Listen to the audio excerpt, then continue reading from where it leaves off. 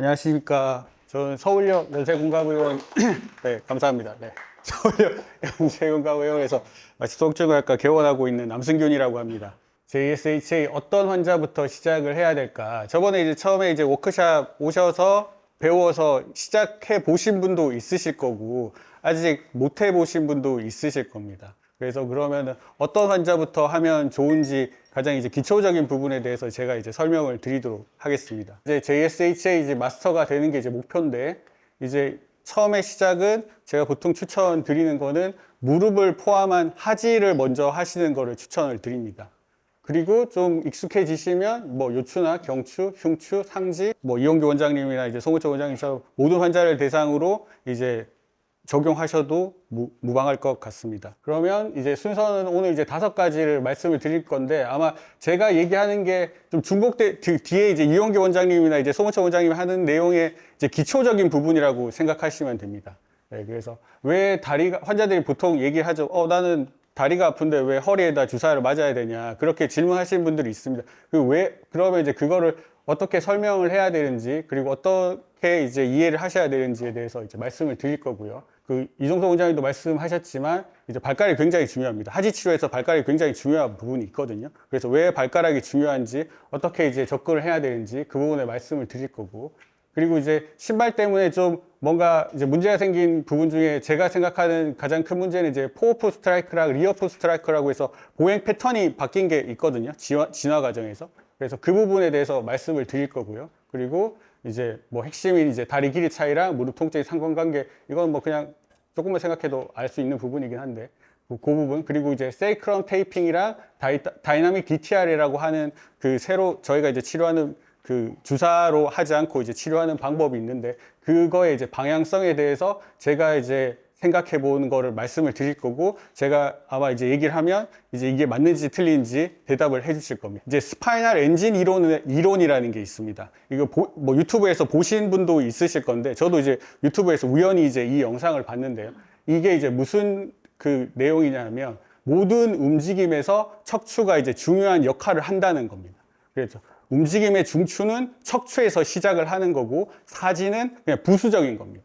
그러니까 그런 내용이고, 그래서 이제 영상을 보실 때 이 척추의 회전이랑 이제 골반의 움직임을 조금 이제 자세히 이제 좀 보시면 좀 도움이 되실 겁니다. 이게 뭐냐 하면, 이제 사지가 없는 분이 이제 팔다리가 없는데 걷는 영상이거든요. 그게 무슨 의미냐면, 팔다리가 없어도 걸을 수 있다는 뜻이거든요. 그러니까 척추의 움직임만으로도 보행이 가능하다는 뜻이고, 그렇다는 거는 모든 움직임의 시작은 이제 척추라는 걸 이제 의미를 하는 거죠.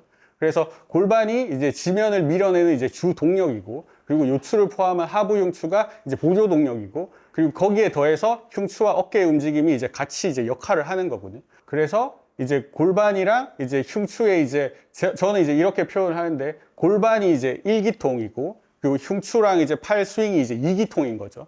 그리고 이제 팔다리가 있다면 마지막 이제 발가락이 이제 부스터거든요.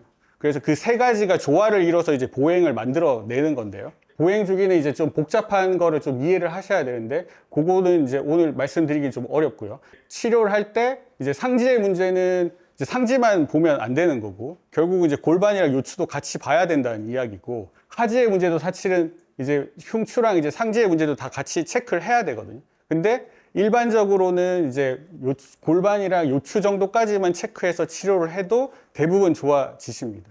그 부분을 말씀을 드리고 싶었고, 그리고 이제 이거를 이제 JSH적으로 이제 해석을 해보면, 척추의 부정렬은 척추의 움직임에 당연히 영향을 주게 되고요.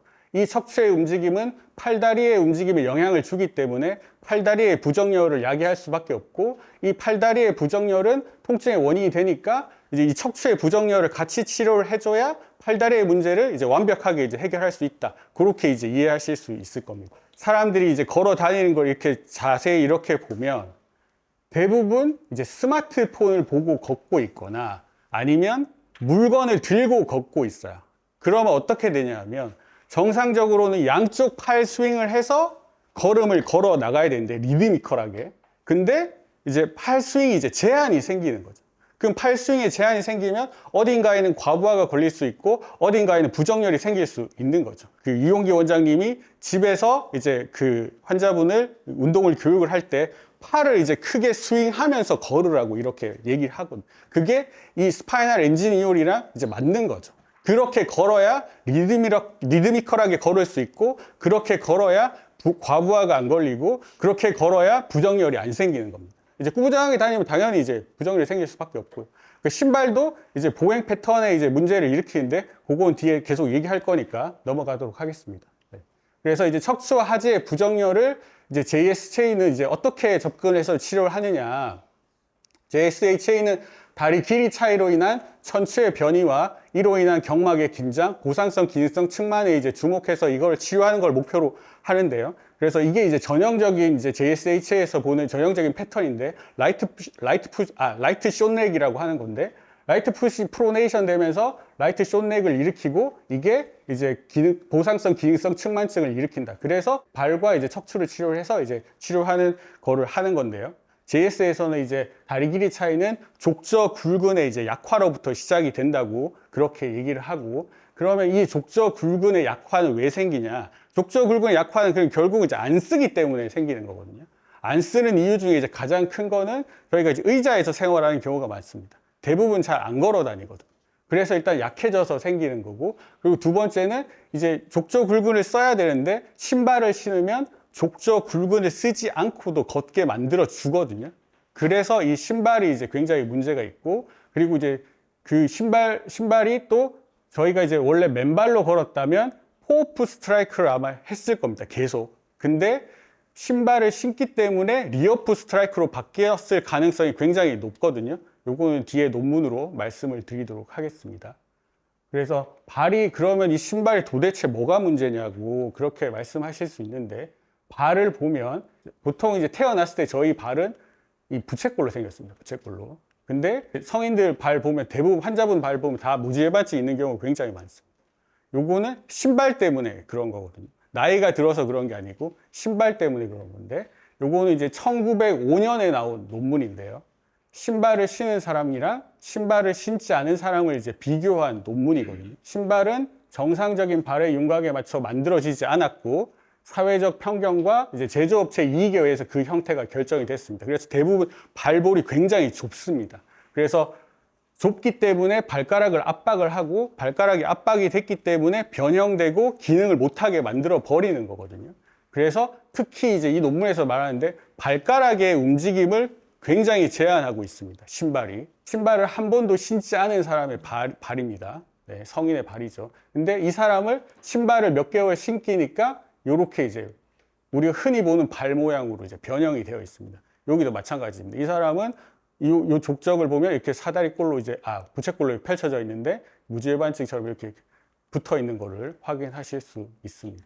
이분 같은 분입니다. 이게 저희가 이제 추천하는 맨발 신발이라고 하는 걸 신으면 발가락이 이렇게 벌어져 있는데, 이제 뉴발란스 신발 신으면 이렇게 발이 모아지는 거를 확인하실 수 있습니다. 그래서 이게 신발이 이제 무지해반증을 일으킨다는 거는 이미 이제 1958년, 65년, 84년, 87년에 이미 이제 논문으로 이제 밝혀진 사실이거든요. 이제 인도의 어느 선생님이 자기가 이제 뭐 공부하고 배울 때는 애기들도 이제 플랫풋이 되게 많다고 그랬는데, 자기는 인도에 이제 시골에서 근무를 하고 있는 분인데, 근데 플랫풋을 본 적이 없는 거죠.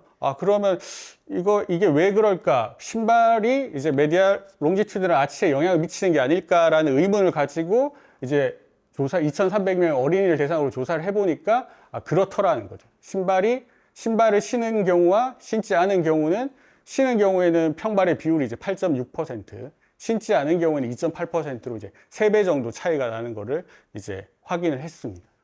그래서 이제 일반적인 신발은 어떤 문제가 있냐 하면, 토 스프링이라고 해서 원래 이제 발은 원래 평평한데 이제 발가락을 요렇게 이제 올려버렸습니다.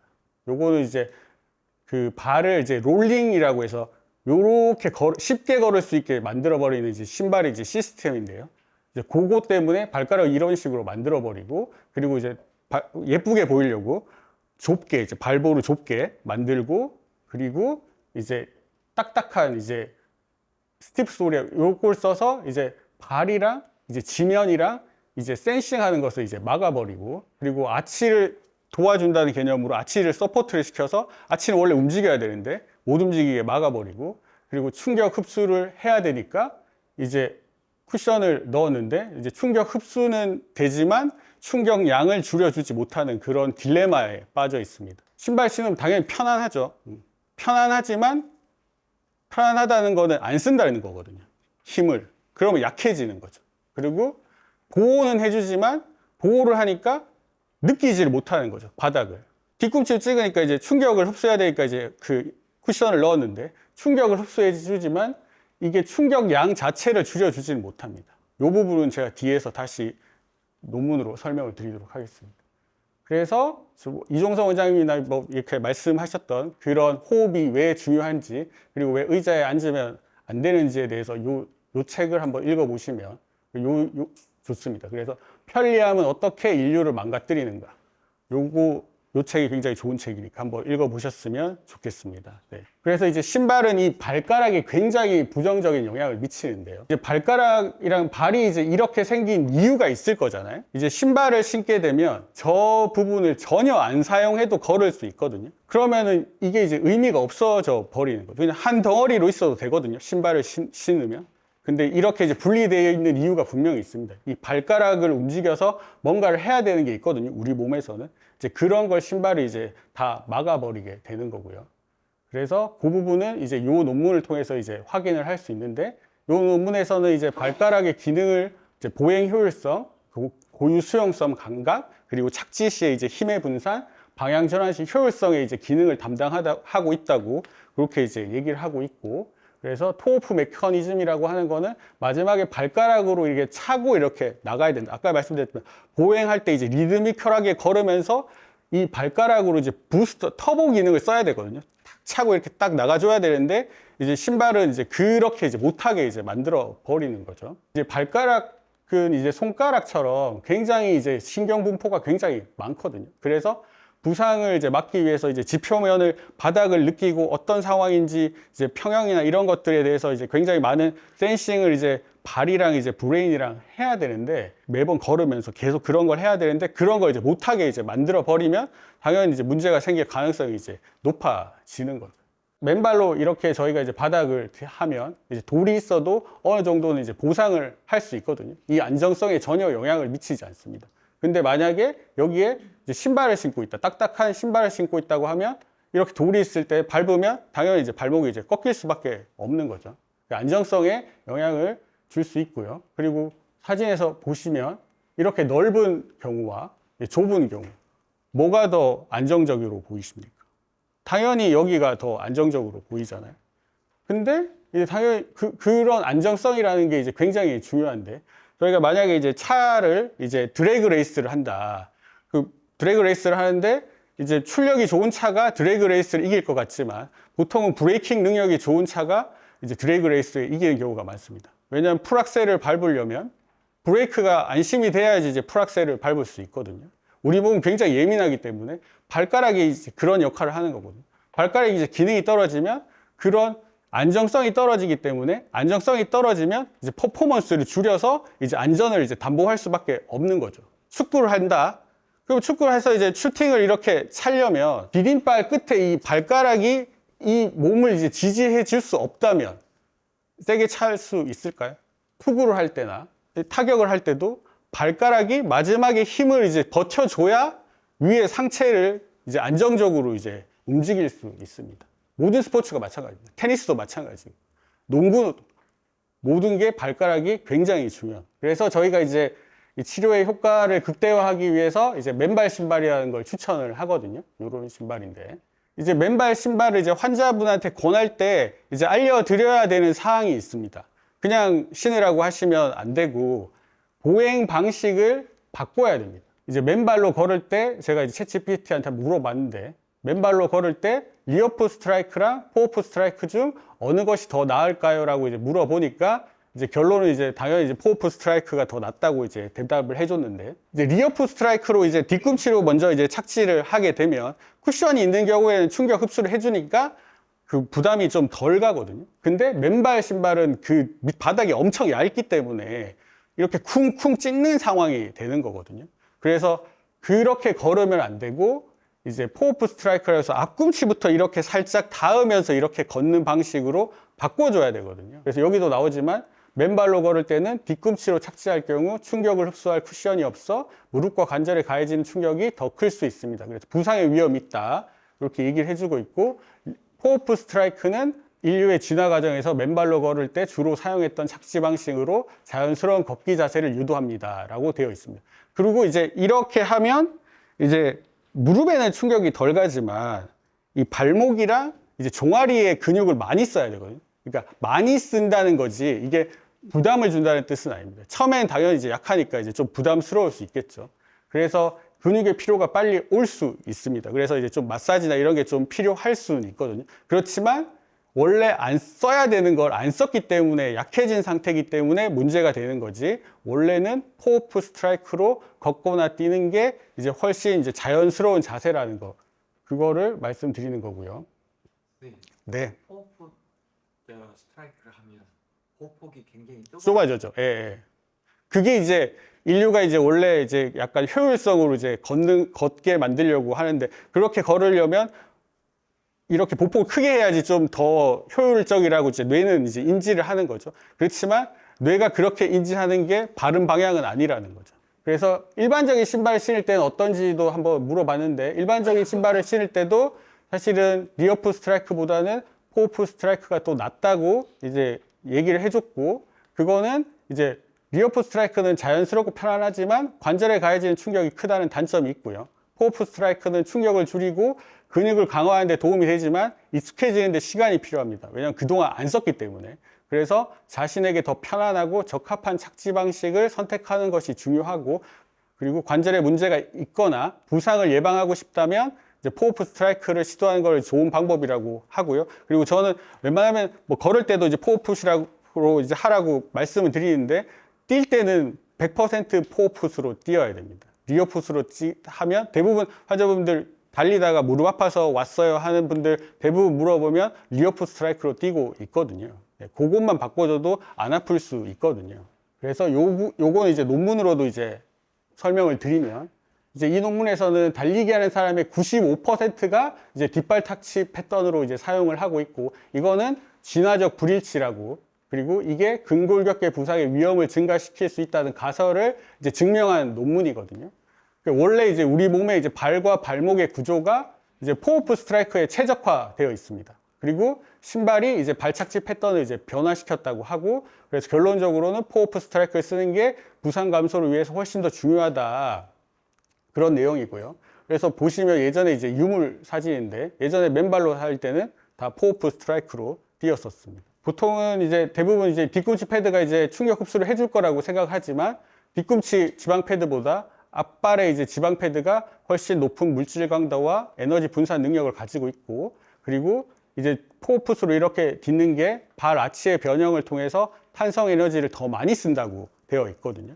그거를 이제 그 실험으로 이제 이렇게 밝혀내셨는데 이제 포워풋 스트라이크가 리어풋 스트라이크에 비해서 수직 변형은 44.11%, 전체 곡률 변형은 78.62%, 변형이 더 많은 거죠. 그러니까 더 많이 수축했다가 더 많이 이제 이완을 하게 되는 거죠. 그래서 에너지 효율이 훨씬 더 높다. 그렇게 이해하시면 되고요.